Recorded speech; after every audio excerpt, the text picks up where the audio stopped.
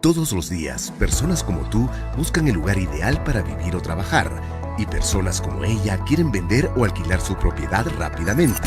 Pero muchas veces, este proceso es más complicado de lo que parece.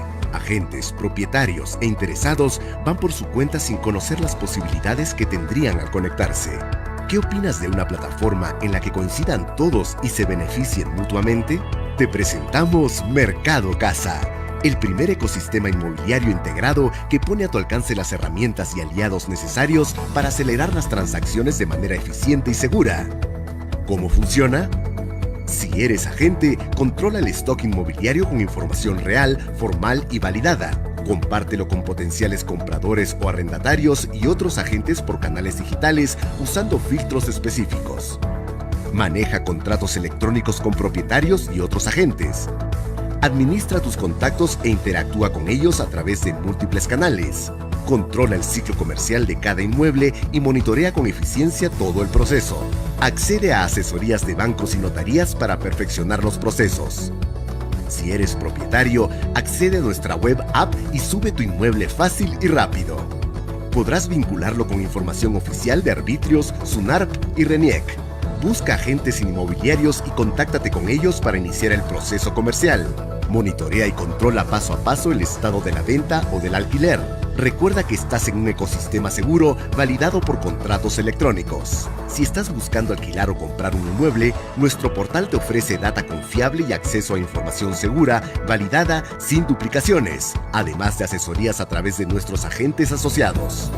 Conéctate con bancos, notarías y municipalidades dentro del portal que te ayudarán a acelerar el proceso de compra o alquiler.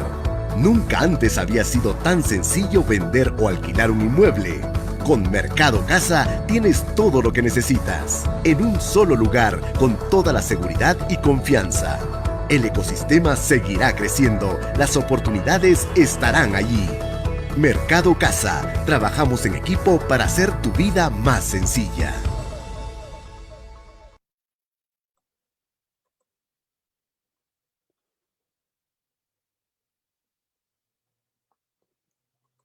Muy buenas tardes, queridos amigos.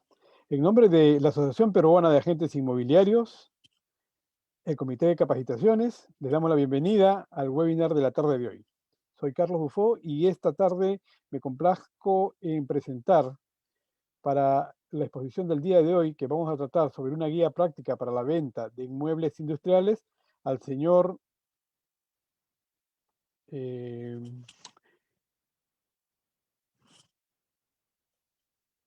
Daniel Cadenas. Discúlpenme. Daniel, adelante. Daniel es licenciado, un lapsus. Daniel es licenciado en filosofía, no tiene una gran experiencia como agente inmobiliario, un ex consultor de Colliers International, ¿no? Ha hecho muchas evaluaciones comerciales para bancos, para supermercados, ¿no? Cuenta con una gran experiencia en el tema de inmuebles industriales, ¿no? Y como les decía al principio, Daniel nos va a conversar hoy día sobre lo que tenemos que tener presente a la hora que queremos comercializar, ya sea vender o alquilar un inmueble industrial. Adelante, Daniel. Y mil disculpas. Gracias, Carlos. A veces nos pasa, ¿no? Estamos con otra cosa en la cabeza. No voy a decir el tema de la edad, pero ¡ay, perdón!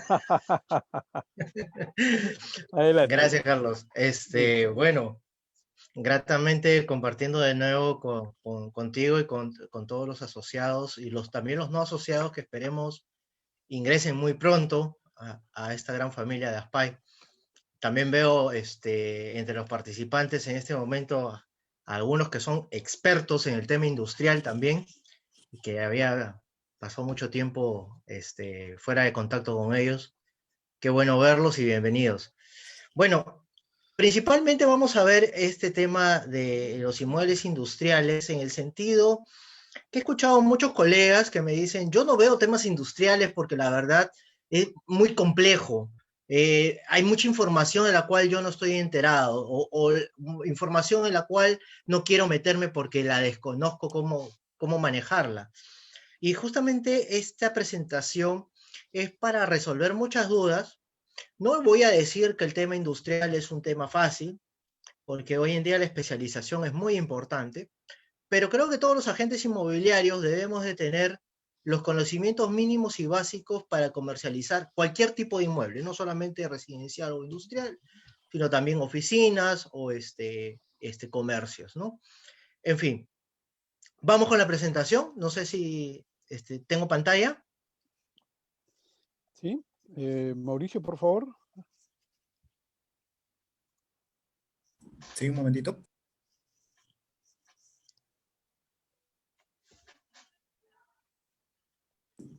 ¿Listo?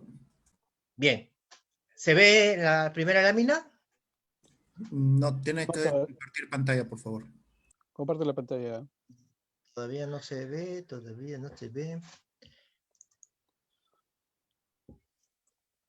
Listo.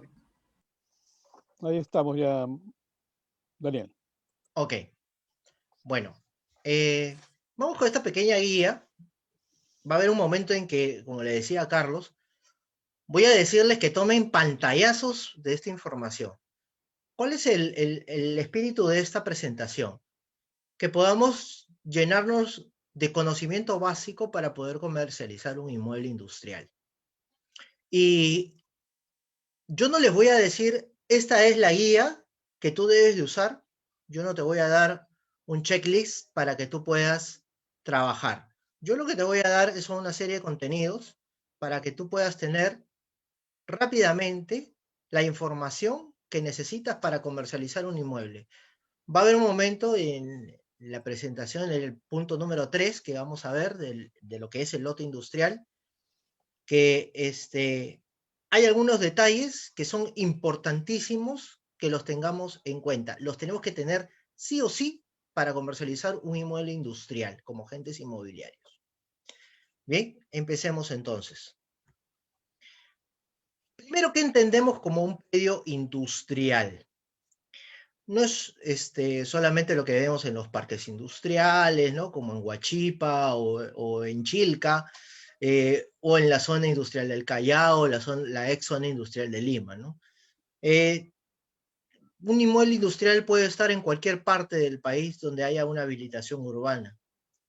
Es un lugar donde se desarrollan actividades de fabricación, manufactura, ensamblaje y transformación de las materias.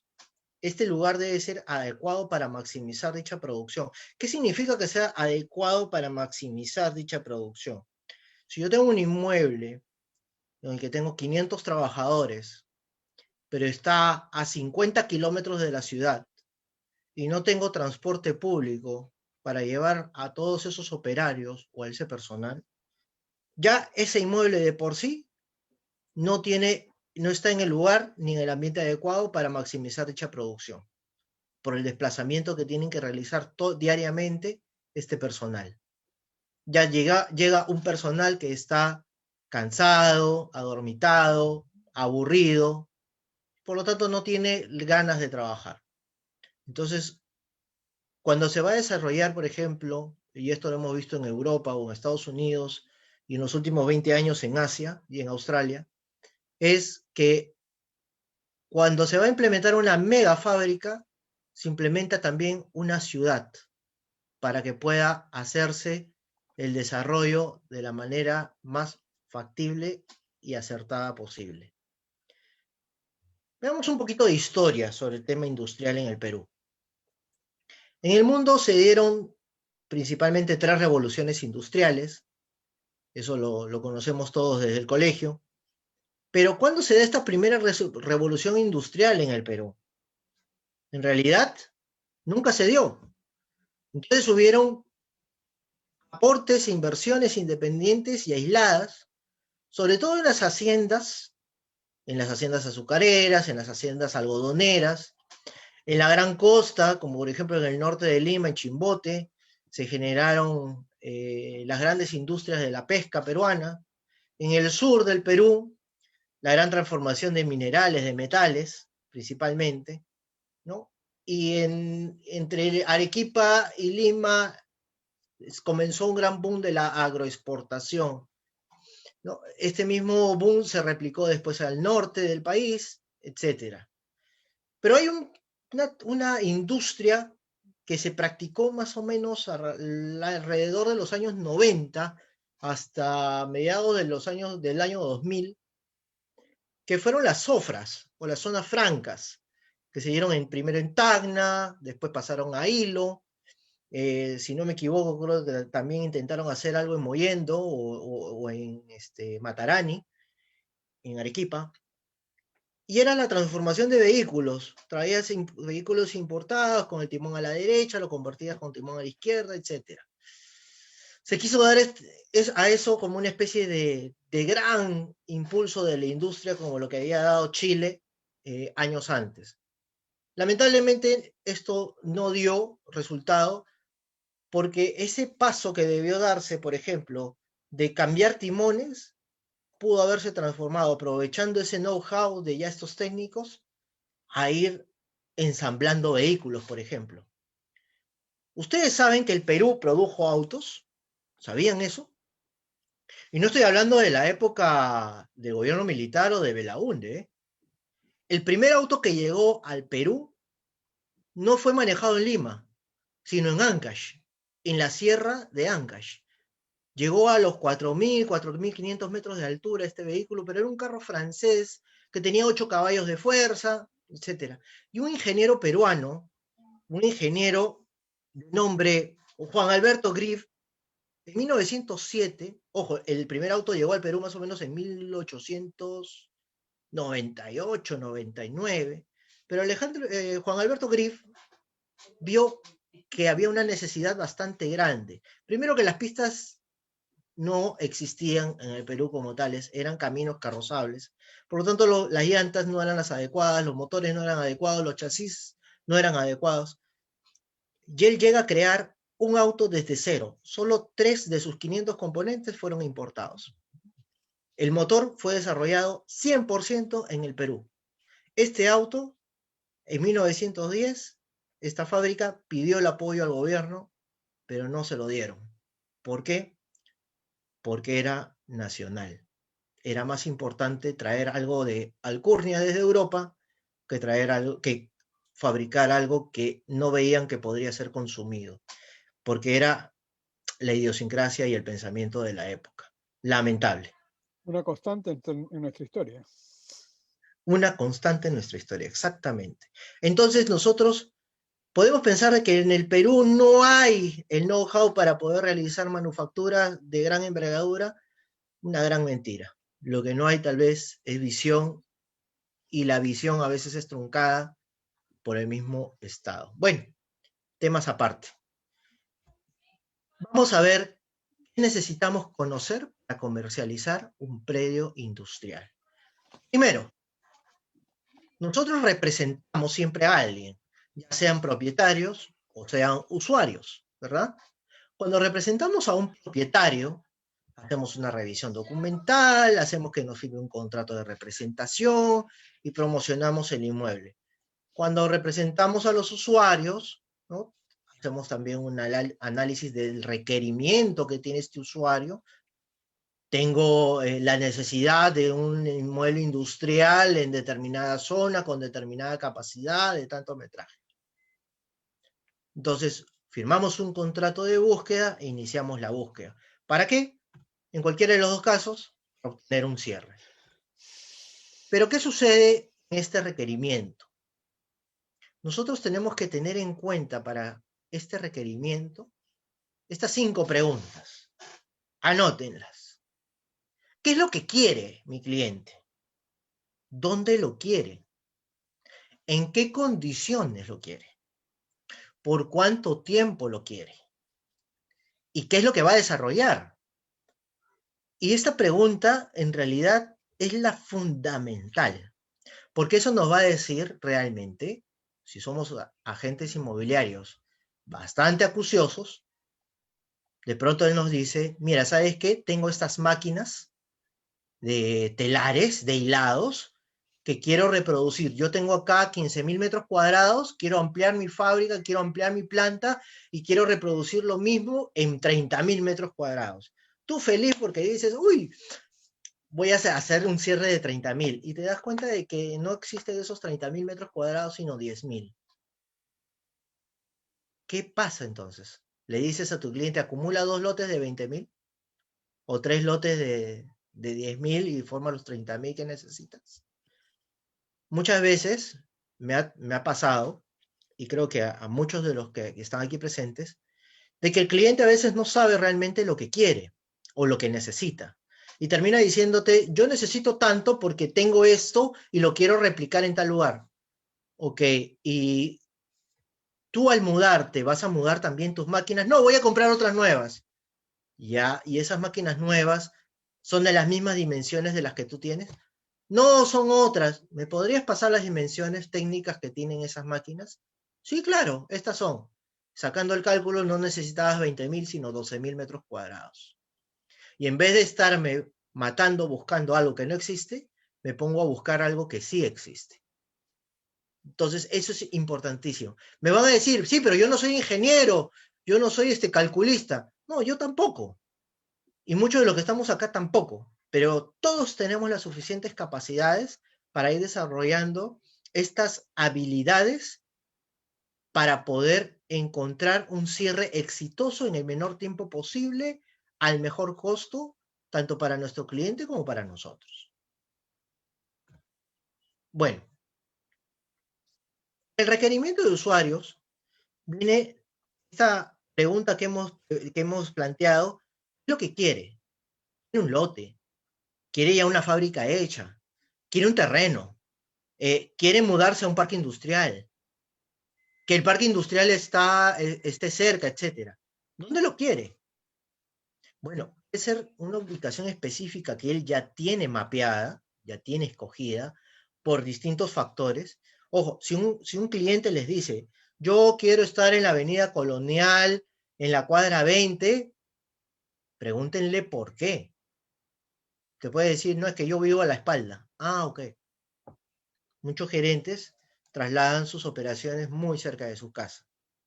Y eso tenemos que respetarlo muchas veces.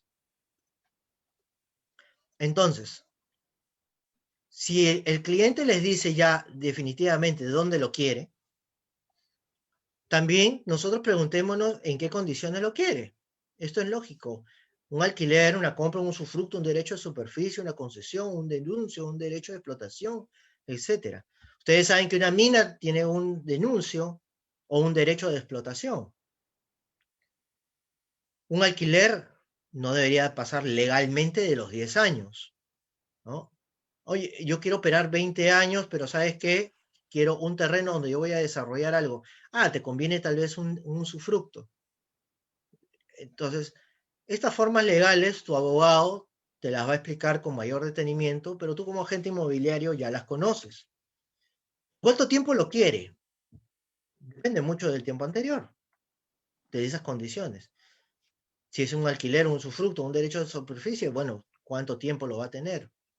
Si es una compra, ya ni hay que hacer la pregunta, ¿no? Ojo, en este punto 4, muchas veces el cliente nos pide y nos dice, yo quiero comprar.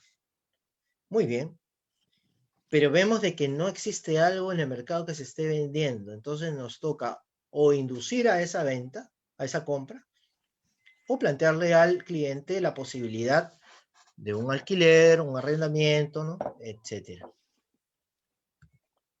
Es lo que se va a desarrollar. Como ya dije, esto está enlazado con los anteriores puntos, pero también nos permite reducir nuestro ámbito de búsqueda a la zonificación permitida. Yo necesito, tal vez como cliente, ¿sabes qué? Tengo una fábrica que produce isótopos nucleares, pero quiero mudarme a la Avenida Argentina. Lo siento mucho, pero no puedes, pues. ¿Por qué? Porque la zonificación no te lo permite. Entonces, tú como agente inmobiliario, y esto se los digo porque me ha pasado, me he topado con muchos colegas que me tocan la puerta y me dicen, oye, ¿tienes un inmueble industrial en la Avenida Colonial de tantos metrajes? Sí, claro, lo tengo disponible. ¿Por qué?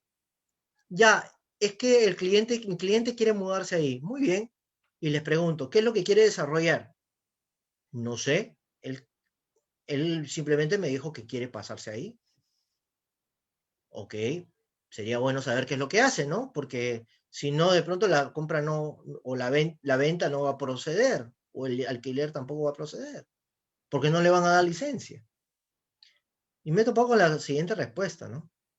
Bueno, él sabrá, pues, ¿no? Si él quiere mudarse ahí es porque ya sabe, ya hizo el estudio. Hombre, como agente inmobiliario, nosotros tenemos la obligación de analizar estos puntos porque se reduce nuestro ámbito de búsqueda. Y ahora lo vamos a ver por qué. Aquí está, hasta aquí alguna pregunta, perdón. Seguimos entonces. Claro. ¿Hay alguna consulta en red? No, todavía no llega ninguna. Podemos Bien. seguir. Si no hay ninguna pregunta, me preocupa. O todo está muy claro o todo está muy confuso. Por el momento, vamos bien. Muy aburrido, dice.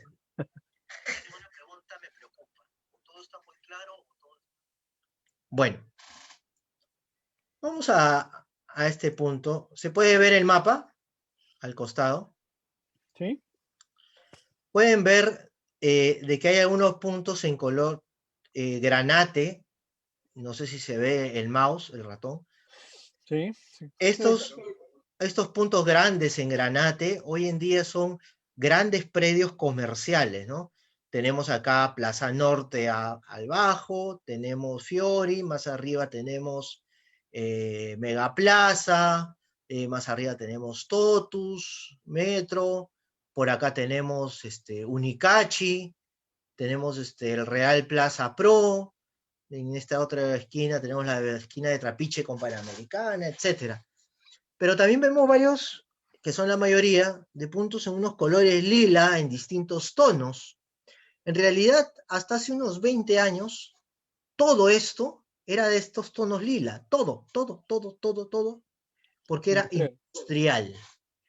Grandes predios industriales. Aquí estuvieron grandes fábricas como la Ford, por ejemplo, o Morabeco, estuvo Indumil Perú, y así, distintas otras empresas muy importantes a nivel nacional. Las grandes fábricas estuvieron aquí sobre esta avenida, la vía Panamericana, ¿no? Entonces, en el tiempo, estos desarrollos de la urbanidad nos han ido quitando industrialización y colocando residencialidad, comercio mediano, alto comercio, y va a ir con el tiempo disminuyendo la industria. Entonces el suelo comienza a subir su valor, no voy a decir que empieza a encarecerse, sino que comienza a valorarse mucho más, y por lo tanto, muchas de estas industrias vale más el suelo en el que están asentadas que la misma industria que tienen. Hace unos años me pasó por ahí una empresa que tiene algo de 35.000, 35.000 metros cuadrados,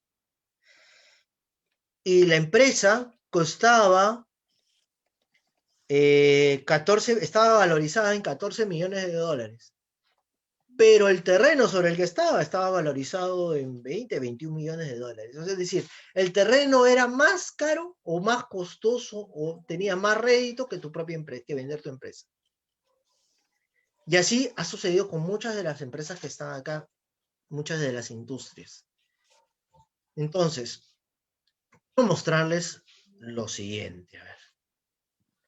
En este cuadro vamos a identificar lo que mostré al costado, estos tonos de lilas, de morados, ¿no? Que se están convirtiendo acá en rosados, ¿no? Un lila más fuerte, etcétera, hasta convertirse ya casi en un púrpura.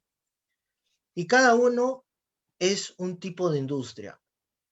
Acá en Lima y en muchas partes del país, porque esto no, lamentablemente no está estandarizado la zonificación a nivel nacional, sino termina siendo una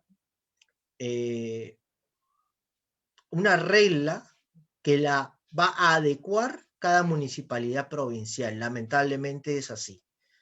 Yo soy de la idea de que que las nomenclaturas y que las zonificaciones deben de ser estandarizadas por el Ministerio de Vivienda una vez por todas. Así no hay ninguna confusión para nadie en ninguna parte. Por eso es que no he puesto aquí que es I1, I2, I3 o I4. Como hay personas de otras provincias que también nos están escuchando, no quería chocar con eso. Pero lo que sí tenemos en común entre todos es de que la primera es una industria elemental y complementaria. ¿Y qué nos permite hacer ahí? Nos permiten talleres, almacenes, hilados y telas, productos higiénicos, cerámicos en arcilla, ornamentos, muchas cositas, ¿ya? En escala menor, por si acaso. La industria liviana o el I2 nos va a permitir procesadoras de alimentos, de tabaco, plantas de vidrio, de plásticos, ¿no? De cerámica a gran escala, fabricación de ladrillos, etcétera. Yo solamente estoy poniendo acá algunos de los ejemplos de las industrias que se permiten. Cada uno va a ir viendo qué se permite al revisar el índice de usos de actividades urbanas, de actividades económicas, porque cada provincia va a determinarlo. Esto, de manera general, es igual para todo el país. Solamente que de maneras específicas o cosas específicas se van a ver al interior. ¿Bien? La gran industria, o el que llamamos acá el I3, es una industria que es bastante buscada. ¿Por qué? Porque hoy en día principalmente está fuera de la ciudad. Y se permiten, pues, envasadoras de pescado, madereras, pulpas para papel, gases industriales, sustancias químicas, alcaloides. Si se dan cuenta, el grado del tipo de industria va aumentando cuando la toxicidad o el peligro de lo que se va a manufacturar o a producir también va en aumento. Y cuando eso sucede, también se va alejando de la ciudad la permisión de este tipo de industria. Y ahí tenemos el último, que es la industria pesada, que es la minería, la fundición, la extracción de petróleo, el procesamiento de cemento, de cal, productos calcáreos, derivados, etcétera, ¿no? Energía nuclear. Y en energía nuclear estamos hablando también de todos los derivados que tienen, ¿ah? No piensen solamente de que estamos hablando de un reactor nuclear, ¿ah? Estamos hablando de isótopos, litio, producción de pilas, etc. Pero tenemos todo esto trabajado a gran escala. ¿Saben ustedes que tenemos una quinta categoría que no la vemos como industrial? Y quiero mostrárselas de esta forma. ¿Por qué? Porque esta opción es la vivienda taller. Nos permite tener pequeños talleres con máximo de tres operarios, como talleres automotrices, mecánicas, carpintería, soldadura, almacenes, congelación de alimentos, depósitos transitorios. Hoy en día, por ejemplo, muchos relacionan la vivienda taller con un comercio menor. No lo veamos como comercio menor. Sí se pueden hacer cosas comerciales en una vivienda taller, pero la vivienda taller, como lo dice su nombre, es para gente que vive en el lugar, pero que también tiene una manufactura de pequeña escala, que es un negocio familiar, una industria familiar de pequeña escala. Alfarería, por ejemplo, productos he visto de llaveros que hacen familias, llaveros, he visto vasos vasos de cerámica que producen, y eso también es manufactura, es pequeña industria de pequeña escala, y debemos de saber aprovecharla. Daniel, una consulta acá, Sí. en esta tipología que estás dando sobre las zonificaciones industriales. Depende mucho de qué, de la actividad o también de un metraje mínimo para poder decir este predio es industria liviana, es industria pequeña o es una vivienda taller. En la vivienda taller estoy entendiendo que está definido por el máximo de 3 personas, pero podría Sí, ser también por el metraje no, o el metraje tiene que ver algo en alguno de ellas, de estas categorías. no, mira, me he topado con el absurdo, ¿no? De muchos inmuebles que la municipalidad provincial no ha querido darle zonificación industrial a viviendas taller de 1000 metros cuadrados, por ejemplo. ¿Qué hacen 3 personas en 1000 metros cuadrados? Pregunto yo. Pasear, ¿verdad? Entonces, o tienes un taller súper automatizado en el que solamente necesitas 3 personas que están ahí operando, o simplemente tienes espacio desperdiciado, o estás cometiendo una falta y tienes más gente trabajando dentro, ¿no? Entonces, realmente el metraje no es un determinante, por ejemplo, para esta última categoría, ni para las otras anteriores en el tema industrial, ya que puedes tener industria I4 en 10.000 metros como en 70.000, o gran industria en 10.000 metros o en 5.000. Entonces no hay un metraje determinado exactamente para eso. En la Mira, práctica, sí se da, pero como norma, como regla, como eso, realmente no. correcto. Acá hay un ejemplo de nuestra colega Maritza Ramírez que está comentando, que dice que tiene el caso de un local en Breña. Mira, Breña ya una zona bastante consolidada, ¿no? Que tiene 2000 metros y tiene zonificación vivienda taller. Ujú. 2000 metros. Sí, o sea, en realidad, por ejemplo, ese terreno va a valer más si se transforma a residencial media de residencial alta. Lo que decíamos hace un momento de de estas industrias que estaban en estas avenidas principales o en estas carreteras principales, que hoy en día se están transformando en residencial, ¿no? O en comercio zonal o en comercio metropolitano. Entonces van a valer más. Por ejemplo, en la esquina de Trapiche con la Panamericana, es un inmueble de comercio zonal, si no me equivoco. Eh, Ese terreno tenía 40.000 metros cuadrados, o tiene 40.000 metros cuadrados, pero la habilitación urbana terminó quitándole 19.000 metros, o creo que lo dejó en 19.000 metros, era algo así. Le comió la mitad del metraje, la habilitación urbana. Una, una salvajada realmente, ¿no? Uno podría decir, disculpen la palabra, pero el que compra y el que veía este proyecto sabe perfectamente que tiene una habilitación urbana y un derecho que tiene que ceder de por medio, ¿no?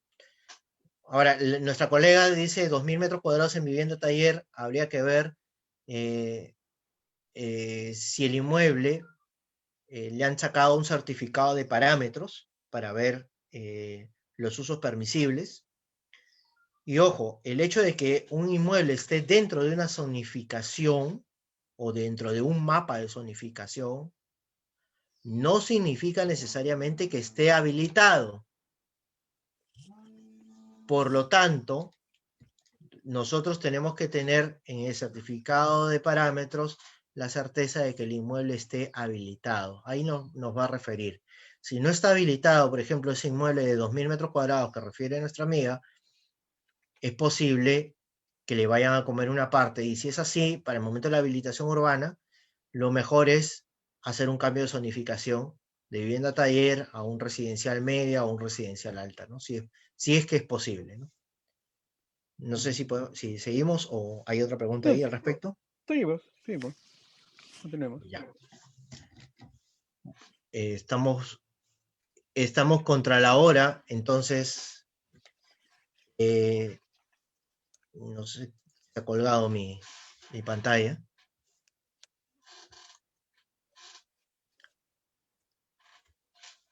Tenemos el lote industrial.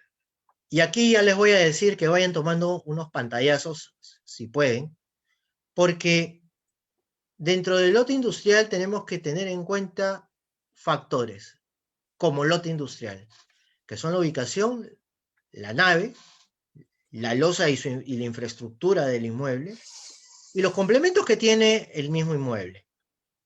Entonces, en el tema de la ubicación, nosotros tenemos unas ventajas si está fuera del parque industrial o está dentro de un parque industrial. Y fuera de un parque industrial tenemos una zona industrial consolidada, como por ejemplo lo que conocemos acá en Lima, la avenida, la avenida Colonial, la avenida Argentina, la Panamericana, bueno, que está cambiando, igual estas zonas están cambiando, ¿no? O la carretera central en Ate, en Santa Clara. En Arequipa está la avenida industrial, la salida de la variante de Uchumayo, en Trujillo, si no me equivoco, es la avenida industrial, etcétera, ¿no? O también tenemos lo que se llama un stand-alone, o un solo por un fin determinado. Entonces, hay industrias que son pequeñas industrias que tienen que estar cerca de sus proveedores y de sus clientes, por un tema estratégico, distancia, etcétera, que son pequeñas industrias generalmente.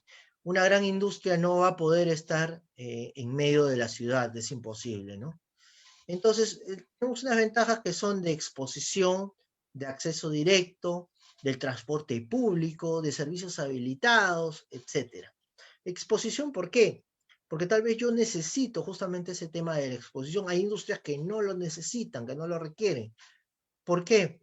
Estas están generalmente en los parques industriales. Entonces, aquellos que están dentro de un parque industrial, ¿qué ventajas tienen? La seguridad permanente, por ejemplo. La factibilidad de la licencia. Estar dentro de un parque industrial no es que nos garantice la licencia de operatividad, pero es mucho más factible que nos la den dentro del parque industrial que estando fuera de él. Hoy en día, por ejemplo, he visto en el centro no en el centro de Lima, sino en la periferia de Lima, cerca de la avenida Argentina, lotes industriales pues, de 40.000, 50.000 metros cuadrados, que son mini parques industriales que los están habilitando como almacenes, pequeños depósitos, pequeña manufactura, centros logísticos, etc. Entonces, dentro de estas instalaciones, es muy factible que te puedan dar una licencia de funcionamiento, ¿no? Ya te cuelgas de la misma ubicación y la zonificación y la licencia que tenga este predio, ¿no? Como mini parque industrial. Otro de los mini parques industriales que tenemos en Lima, por ejemplo, y muy conocido es San Pedrito en Surco. Pequeños lotes de 200 metros cuadrados, 100 metros cuadrados, 500, 600, lo que tú necesites, para hacer pequeña industria, congelamiento de alimentos, pequeña manufactura, por ejemplo, ¿cómo se llama? De calzado, de ropa, centros de distribución, de helados incluso, etcétera. ¿Sí? ¿Estamos bien acá? Pasamos a la siguiente, que sería la nave. A la nave la vamos a denominar que es el espacio interior que está conformado por los muros y techos donde puede catalogarse una nave por su forma o por su estructura. Por la forma tenemos distintas formas como parabólico o abovedado, de aguas, angular, dentado, acristalado, de marquesinas. Por la estructura, bueno, todavía hay naves que están construidas en madera, hay otras que están en chapes metálicos, en calaminas, en tijerales metálicos, en tijerales de concreto armado, o también podríamos ver estructuras mixtas, de concreto y metal, de metal y madera, de policarbonato y metal, la que se les ocurra, la que exista. Hay muchísimas estructuras. Bien. Pasamos a la siguiente. Estos son unos ejemplos disculpen las imágenes, las saqué de mis libros de arquitectura, que ya están viejitos, ya tienen más de 20 años. Entonces, la nave puede ser en forma de pórtico, como tienen en la primera, que tienen unas inclinaciones, por el tema de ganas altura y ganas estructura, en el sentido de que el apoyo que hacen en la punta es un apoyo angular, que transmite la carga hacia los lados, o una de pilares intermedios como la segunda, que tiene, si se dan cuenta, unos pilares que van de piso a techo, ¿no? Sosteniendo la estructura superior, o tienen una estructura que es parabólica, ¿no? Ven esa forma medio circular, medio ovoidal, redonda, o tienen una angular que puede ser acristalada para aprovechar la luz. Generalmente estas son estructuras antiguas, las antiguas fábricas se hacían así. Hoy en día se vuelven a hacer así para aprovechar la energía de la luz y se aprovecha en la inclinación que tienen para poner paneles solares. Antiguamente solamente se aprovechaba la luz solar en el día y bueno, habría que poner, si quieres operar durante 24 horas o por la noche, tenías que poner luminarias. ¿Por qué les estoy mostrando estos ejemplos? Porque como agentes inmobiliarios, nosotros tenemos que conocer todas estas características. ¿Por qué las tenemos que conocer?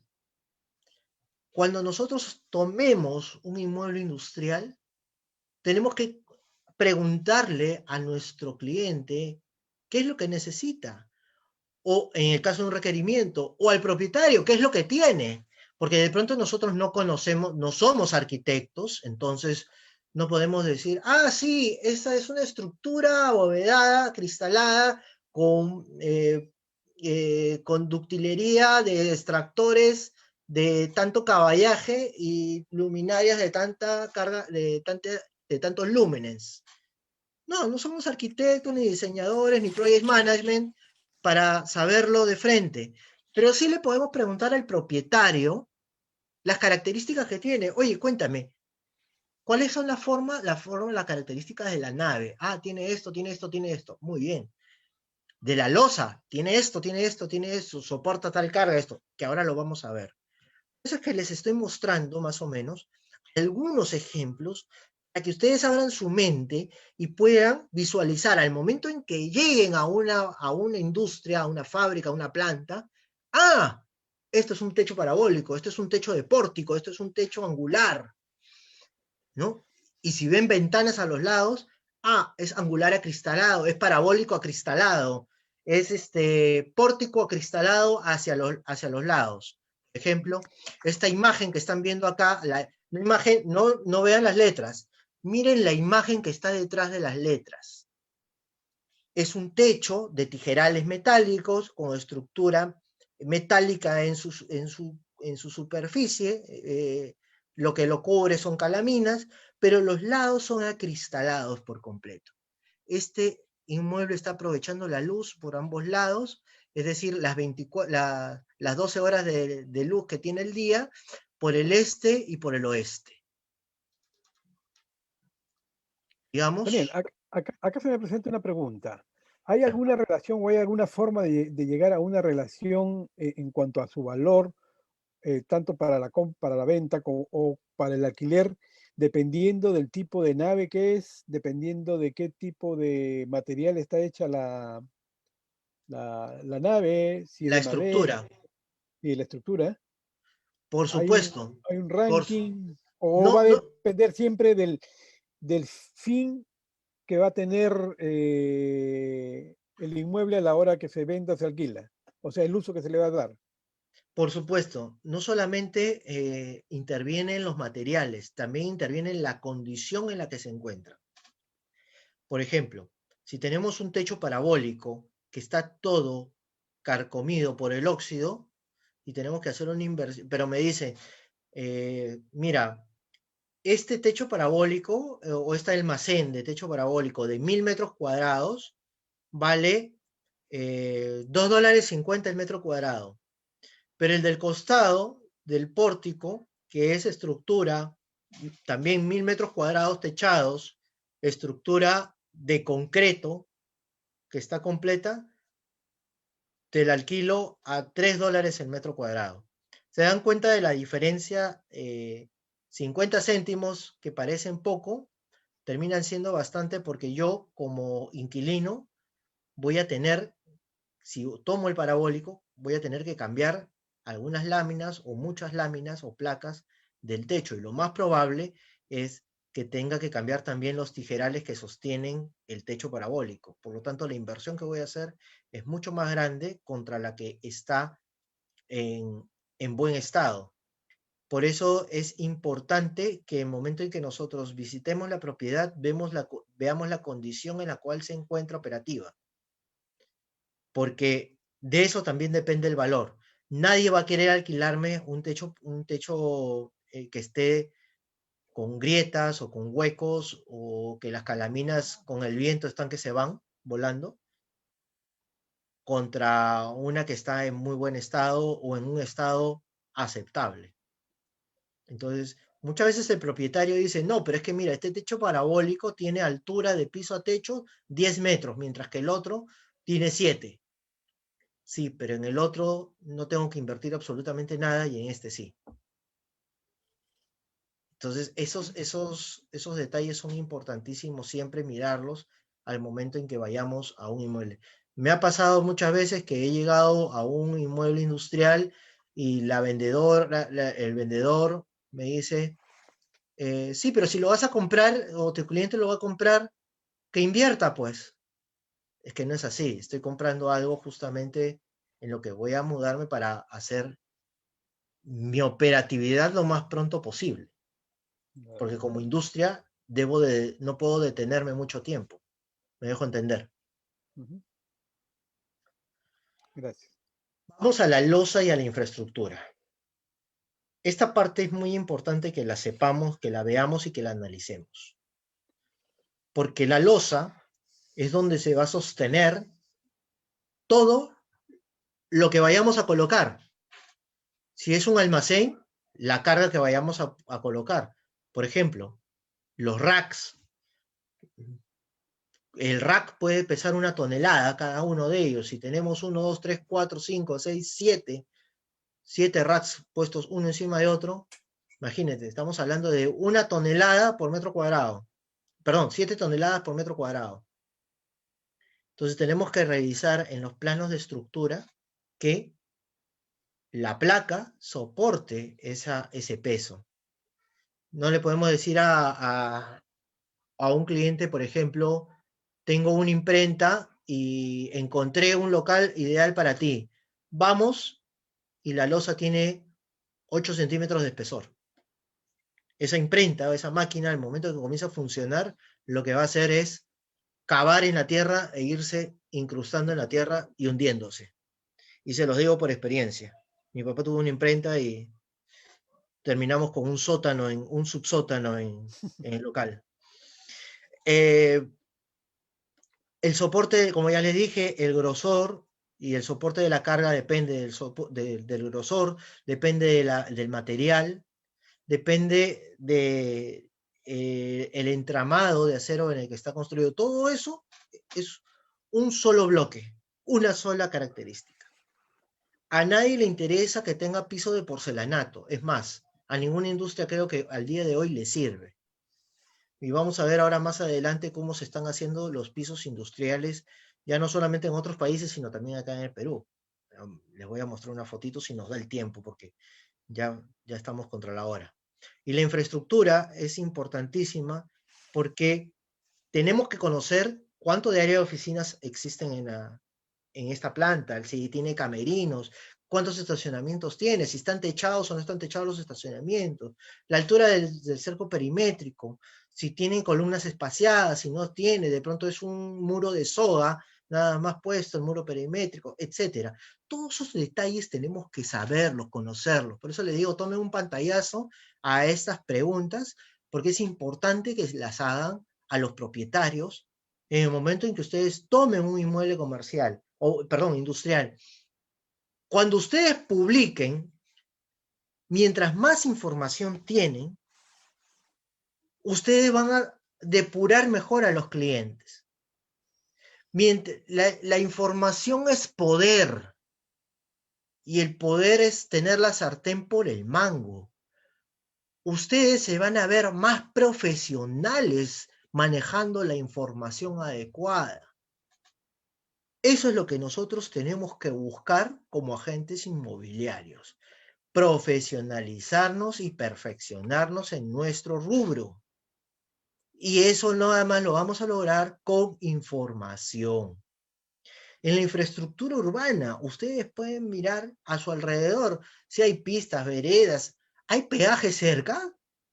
Esa información también es importantísima para alguien que tiene gran industria o industria pesada. Ustedes saben que el peaje se cobra por la cantidad de ejes, y si esta persona introduce 40 camiones diarios a su planta, imagínense la cantidad de peajes que se van a cobrar. ¿Hay estaciones de servicio cerca? Ah, sí, hay una a 200 metros, hay una a 100 metros. Ah, ok, no puedo ponerme, mi industria no puede estar a menos de 500 metros de zonas de servicio, de estaciones de servicio. ¿Por qué? Produzco pólvora, pues. Produzco químicos que son, Inflamable. ¿cómo es que? Aparte de Volátiles. inflamables, volátiles. ¿Hay bancos cerca? Porque necesito que mis trabajadores pues tengan cerca algunos beneficios, algunos servicios también, ¿no? ¿Hay unidades vecinales cerca? No solamente unidades vecinales, ¿no? Conjuntos habitacionales, urbanizaciones, etc. Debemos de saberlo. Otro plus que también es importante, hay trenes por ahí cerca, ferrocarriles, aeropuertos, puertos, muelles. Son detalles que nosotros tenemos que conocer. Los complementos. No sé si se ve bien, si se ve nítida la Sí, lámina, está porque, claro. por el color. Tenemos que tener entre los complementos la red pública de agua, el pozo, la bomba. ¿Cuántos caballos de bombeo tiene esta bomba? 2, 3, 7. ¿Hay tanques de agua? Sí. ¿Hay tanques contra incendios? Ah, sí. ¿Hay desalinizadoras? Hay empresas que están cerca al mar o que bombean agua del mar hacia sus industrias porque necesitan gran cantidad de agua y la desalinizan. El tipo de energía que existe. ¿Cuál es la carga voltaica que tiene este inmueble? ¿Se asiste por red pública? No. ¿Tiene un transformador? ¿Tiene una subestación? ¿Se alimenta por motores? ¿Por paneles solares? ¿Por energía nuclear? ¿Por energía de gas? ¿Cuál es la iluminación que tiene? Neón, dicroico, halógeno, LED, etcétera. Esos son datos importantísimos que tenemos que mirar siempre. La infraestructura urbana que hay alrededor, ya lo hemos dicho. Esos también son complementos. Y otros, por ejemplo, como internet, telefonía. ¿Hay seguridad alrededor nuestro? Ojo, la seguridad puede ser público o privada. Todos los adicionales, tengamos en cuenta de que no son menos importantes, sino que son detalles que ayudan a tomar una decisión, sea por parte del propietario, por parte del comprador o de quien arriende, ¿no? Vamos a este punto importantísimo, que son los documentos que tenemos que pedir como mínimo. Ojo, no estoy diciendo máximo, mínimo. Ustedes ya saben los de costumbre, a partir de registrar el certificado de parámetros. Pídanlo. En una industria, pídanlo. Es mandatorio, obligatorio, no es opcional. No, que mi cliente no quiere sacarlo. Entonces, ¿sabes qué? Si tienes tiempo y tienes el dinero, sácalo tú. Porque para concretar el cierre lo vas a necesitar. No, que mi cliente lo quiere sacar cuando exista un interesado. El certificado de parámetros tiene 36 meses de vigencia. por favor, sácalo. Te lo digo así, es mandatorio. Pero adicionalmente necesitan los planos de arquitectura, los planos de plantas, de cortes y elevaciones. ¿Por qué? Porque es la herramienta que te va a decir exactamente cuál es el ancho del inmueble, el largo, el fondo, el alto del techo, el área de estacionamientos. Te lo va a decir con total certeza. Y por supuesto el plano de estructuras, porque ahí vas a ver exactamente el soporte de vigas y columnas y sobre todo del suelo. Y adicionales, bueno, nunca está de más los recibos de energía, de agua, y posiblemente vayas a necesitar un certificado de zonificación y vías. Si no sabes lo que es, revisa por favor tus apuntes, búscalo en la web. No es lo mismo un certificado de zonificación y vías que un certificado de parámetros, ¿ok? En el certificado de zonificación y vías principalmente vas a tener que buscar si el inmueble que tienes no tiene una habilitación urbana y si la requiriese, cuál sería el área que vas a necesitar y por dónde pasaría esta vía o cuál sería el área de aportes y su porcentaje, ¿correcto? No sé si podemos tener unos 3 minutos más. Sí, claro, no Ya. hay, no hay ningún O, problema. o 5 mejor, 5. Quiero mostrarles unas fotografías para darnos una idea de lo que estamos hablando en este momento. No sé si hay alguna pregunta hasta este momento. Sí, se están presentando algunas. Terminamos Pero y resolvámosla. a ver, teníamos acá básicamente una muy directa. ¿Cómo vender un terreno en el parque porcino en Ventanilla, dicen? Si existen Ujú, muchas fábricas operando, pero sigue siendo considerado como un predio rural, sí.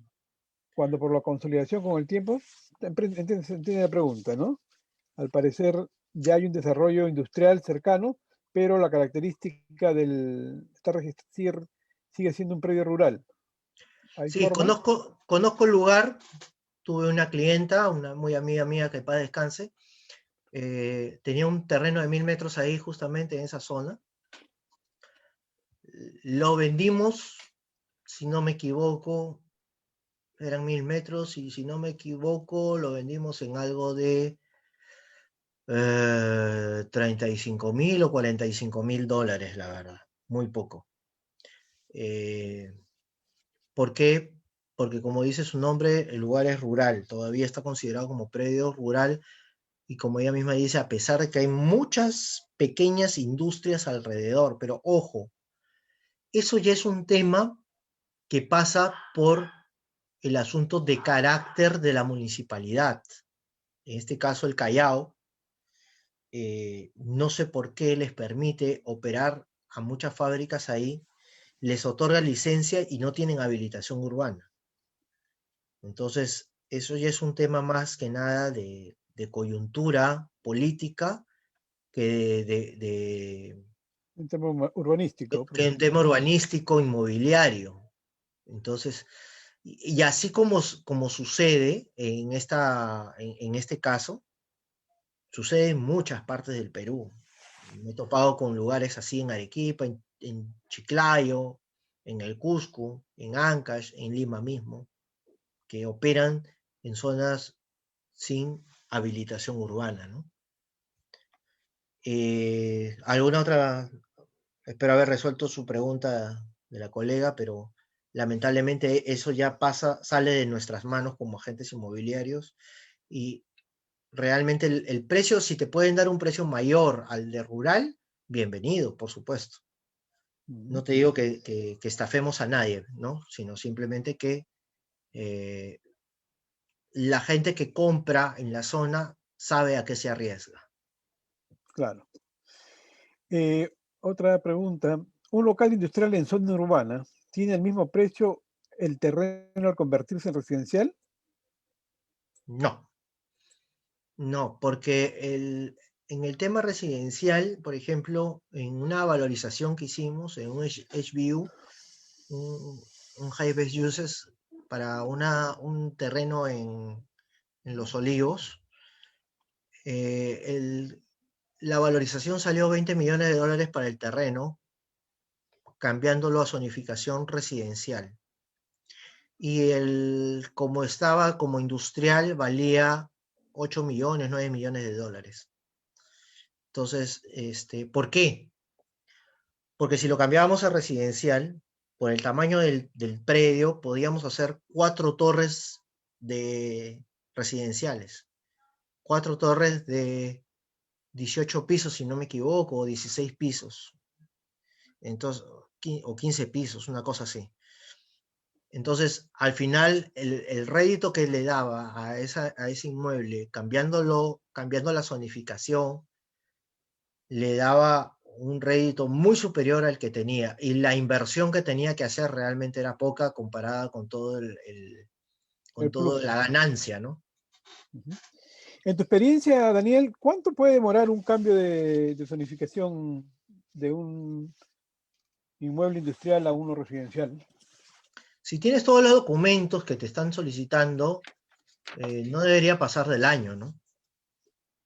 De un año, ¿no? No debería, pero a veces se extiende hasta 2 años. Por ejemplo, ahorita con pandemia sé que algunos se han extendido, ya tienen más de 2 años y todavía no les otorgan el cambio de zonificación. A pesar de que han entregado todo. ¿Y hay un mínimo? ¿Desde a partir de cuántos metros puedes pasar de industrial a residencial? Eso depende de los parámetros de cada que estén estipulados para cada municipalidad. ¿Por qué? Porque hay que tener en cuenta de que existe algo que se llama el área de tratamiento normativo. En Lima existen 4 áreas de tratamiento normativo. Entonces, en las zonas industriales generalmente están en área normativa 1, 2, perdón, una en el área 1, en el área 4 generalmente, pero también hay en el área 2 y en el área 3. Entonces, dependiendo de los parámetros que ejerce para cada área de tratamiento normativo, es el lote mínimo.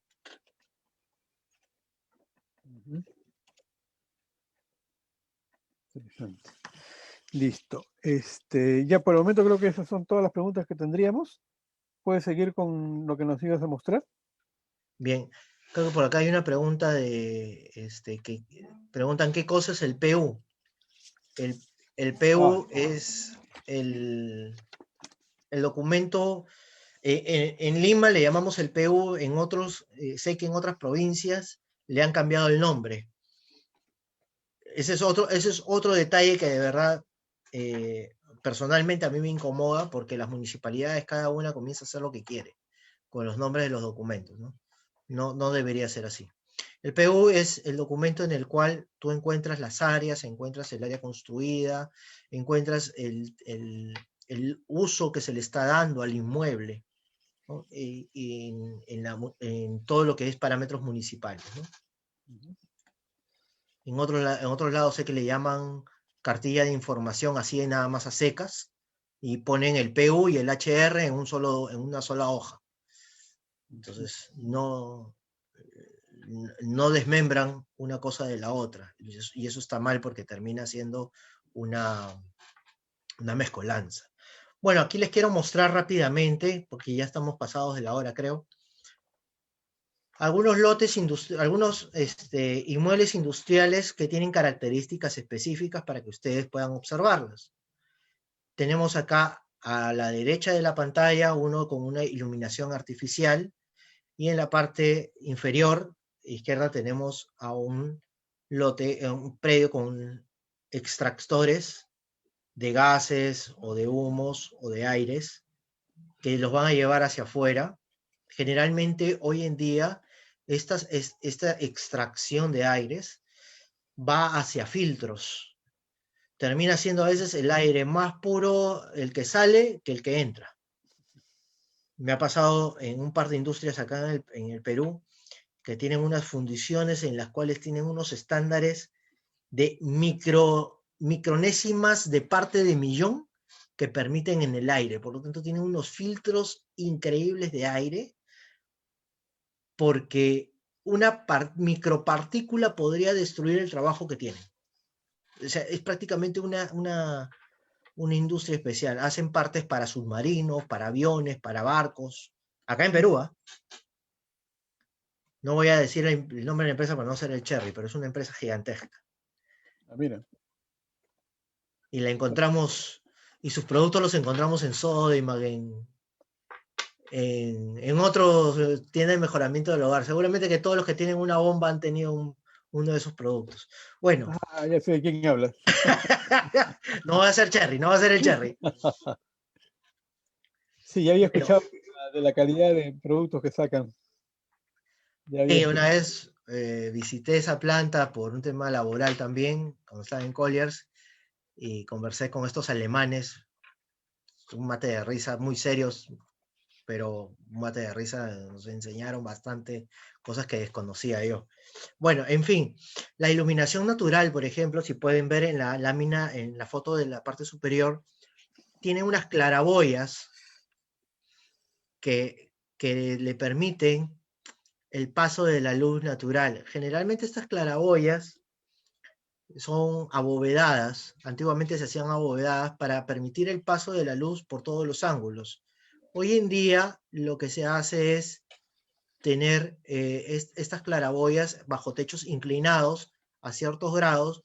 No sé si pueden darse cuenta que hay un degradé desde la parte de adelante hacia el fondo, una parte es más ancha o más alta y el fondo como que es un poquito más bajo.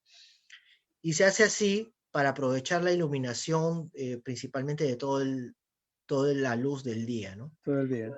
Y tengo otra de iluminación lateral, que es la que les comenté hace un rato, es la misma foto. Y si se dan cuenta, el piso no es que sea un arreglo de Photoshop, así es el piso. Ahora les voy a mostrar de qué materiales estamos hablando, ¿no? Tenemos lo que había hablado hace un rato de las claraboyas, ¿no? O esclusas, también podrían ser unas esclusas. Y la extracción general. Si se dan cuenta, lo que les comenté de los grandes filtros que hay, unos traen el aire o chupan el aire y otros lo extraen, ¿no? Unos introducen un aire súper limpio y botan el aire que está caliente o está contaminado, etcétera, y lo botan también a través de unos grandes filtros que, bueno, no sé realmente cuándo se cambien ni nada de eso, pero cuando ustedes suban o investiguen o indaguen a una planta industrial, paséense, busquen todo, pidan permiso, no les dé miedo, empápense de todo lo que existe en esa planta industrial. ¿Me dejo entender? Este piso, por ejemplo, les mostré hace un rato, es otra planta. Esta tiene una iluminación artificial. Es una planta cerrada totalmente, pero tiene un piso hecho con una resina epóxica que generalmente hoy en día se usa principalmente donde va a haber contacto con grasas. ¿Por qué? Con grasas, con aceites, con cualquier producto oleaginoso o petroquímico. Impide que ese producto penetre hacia el subsuelo. Es un producto que es ¿cómo se llama la palabra? Micromillonésima porosidad. Es decir, el producto del óleo es tan denso que no podría pasar por los poros de esta resina, evitando así contaminación y manteniendo limpio el lugar. Con un paño lo limpiaron. Son las tendencias que... ¡Ay! Perdón, mi casita, mi industria de playa. Mira, hoy en día vemos muchas industrias que están así. Son galpones que trabajan a la mala. A todos nos gustaría tener un galpón así, ¿verdad? Bueno, dejando la broma, también tenemos que abogar por una industria que sea amigable con el medio ambiente. Esos filtros que les comenté, en los que filtran el aire caliente o las partículas contaminantes y después son tratadas de manera especial, específica. Acá tenemos un estacionamiento de autos en el que se está aprovechando el cobertizo para estos autos en paneles solares. Entonces, es importante que nosotros también a nuestros clientes les vayamos dando estas, no Perspectivas. indicaciones, pero sí unas apreciaciones para irlos aproximando. Mira, esta cantidad de paneles solares estoy seguro que le ahorra miles de soles al año en energía a esta industria. No sé si hay más preguntas, creo que sí. A ver, de repente un par. ¿Qué pasa si una industria pide el cambio de zonificación a residencial y al final la empresa no se muda y se queda en su local, ya habiendo cambiado su zonificación? La ¿Habría que clausura, volver a cambiar? ¿no? La municipalidad le clausura. Ah, lo va a clausurar de todas maneras. La va a clausurar hasta que regularice. O te mudas o cambias a industrial de nuevo. No puede estar operando si es que no tiene la No, licencia como zonificación, como industrial. no debería, no debería. Me ha pasado una Y, vez en una casa que cambiaron a comercio y la señora seguía viviendo ahí y cuando le llegaron los recibos de predio urbano, del predial y de árbitros al mes siguiente eran como 6 veces más de lo que pagaba. Y me dijo, pero yo vivo acá. Sí, señora, pero usted hizo el cambio comercial. Y claro, usted sigue viviendo ahí. Ah, bueno, entonces no puedes pedir un derecho sobre algo que no lo estás cumpliendo o no lo estás ejerciendo. claro. Daniel, me quedó una duda, ¿no? Cuando comentabas el tema de locales industriales con respecto a la cercanía a los centros urbanos. Y mi pregunta va por este lado. Ujú. Sabemos mucho del boom agroexportador que hay y todo el desarrollo de la industria agroindustrial, ¿no?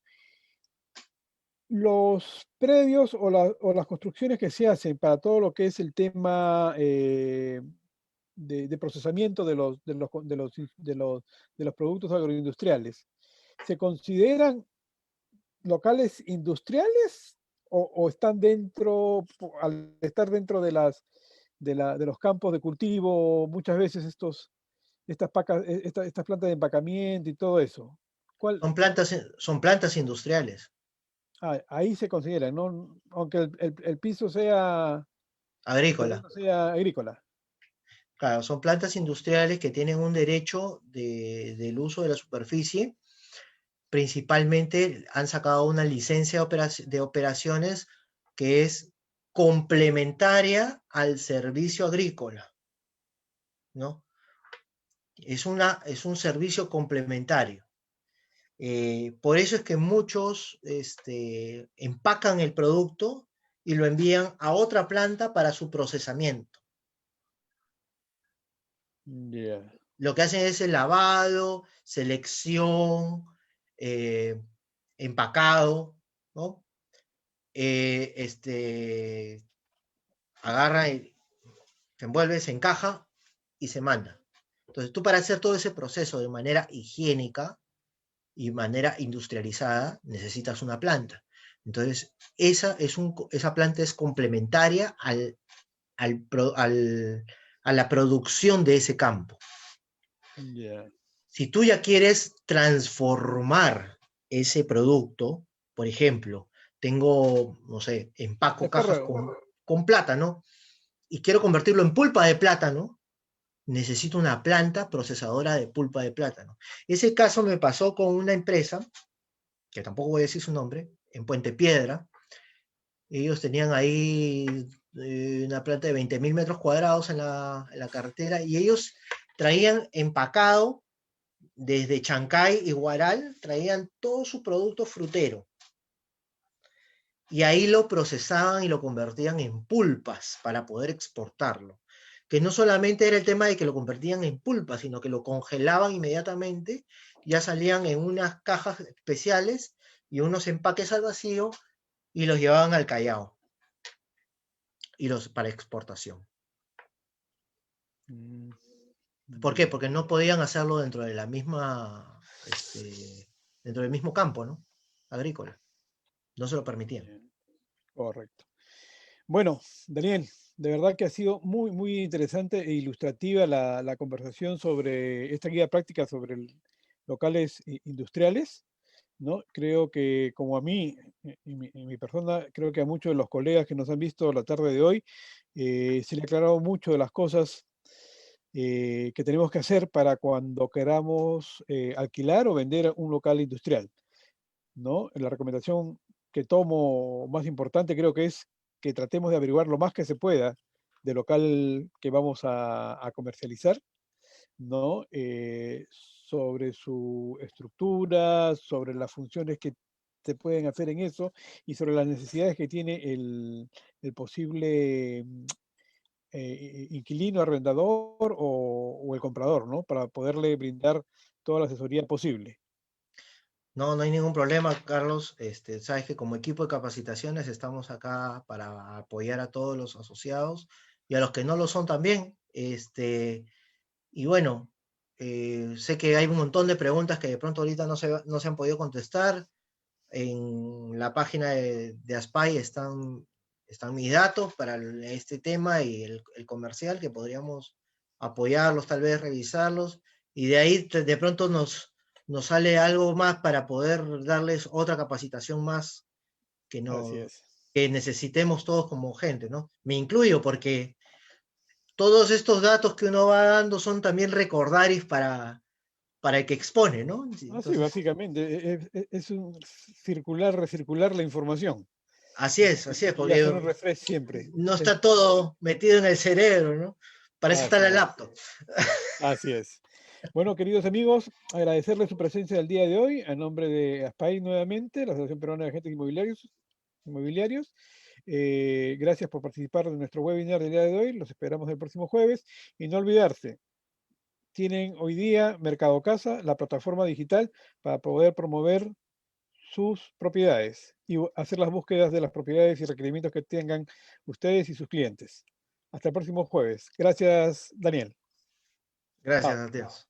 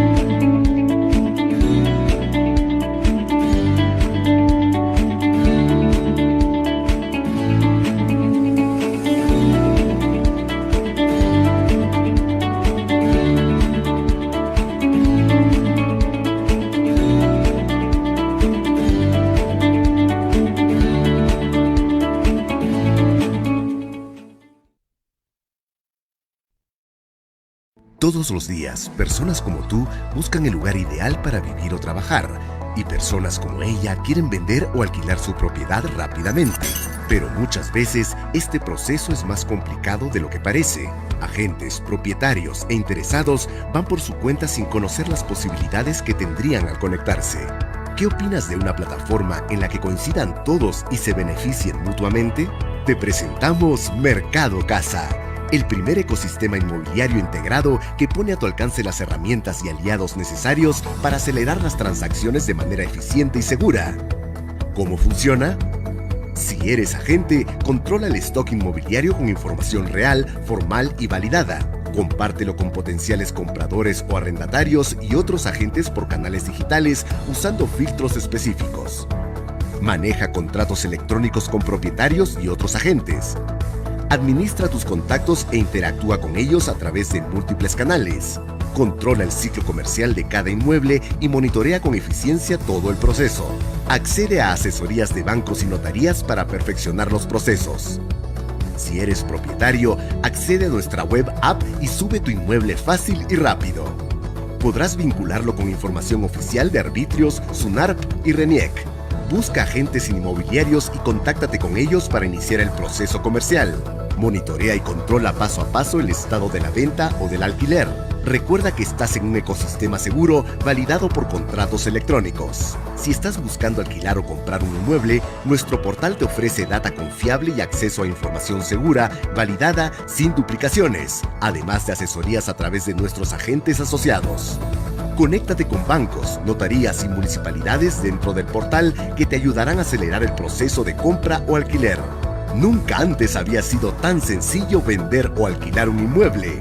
Con Mercado Casa tienes todo lo que necesitas, en un solo lugar, con toda la seguridad y confianza. El ecosistema seguirá creciendo, las oportunidades estarán allí. Mercado Casa, trabajamos en equipo para hacer tu vida más sencilla.